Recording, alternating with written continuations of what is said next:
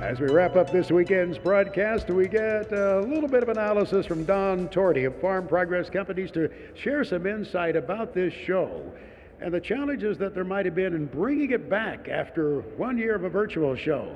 Well, there's always that fear, isn't there, Max, of what will happen. But I've been so pleased with, our crew. It's like they didn't even miss a year, putting everything back together. By the time I got here, it was together. Exhibitors, they pulled out all the stops, and it's been one heck of a show. Yeah, it seemed like you really hit the ground running. I mean, there wasn't any kind of a hitch in the whole thing. Many great field demonstrations again. That's always the hallmark of this thing. It is. It's amazing to me, and it's so fun to go out there, and it's so fun to see that excitement, not only looking at the new machinery, but I think people are just, it gives them that anticipation what they're going to be doing in the next couple of weeks, getting out in the field. Structures. There are new structures that seem to go into this site every year. Is that also the case at the site in Boone, where you'll be next year? Yes. Everything continues to get better, and that's a beautiful thing about having these permanent sites. Exhibitors can make those investments, feel good about those investments. It's good for them, and it's great for the farmers as well. This is a multi-generational industry, where the family farm gets passed along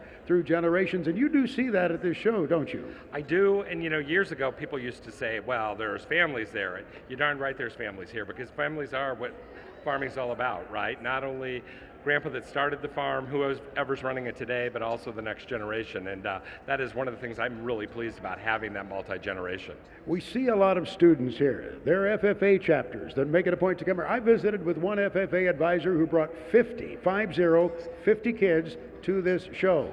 And I can't help but think about how it might just set off a spark in the minds of some of those young people about what they want to do for their career. Absolutely. I mean, and we have a lot of universities here that are also doing a lot of recruiting. They get the opportunity to see Southern Illinois or Illinois, but really to see the excitement and the new technology.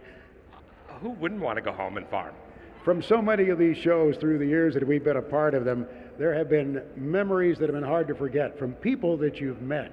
And you think about it and you think, my goodness, did that really happen? Did we see them again? There's that social aspect to this show.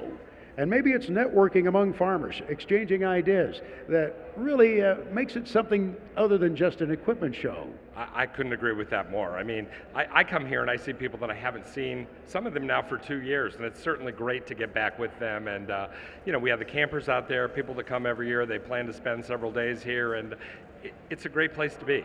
One farmer unloaded on me a whole bunch of sweet corn and tomatoes when I left here the other evening. As I stopped by the camper to visit a little bit, I have some cleaning up of the room to do after having visited with him with all that contraband from the show.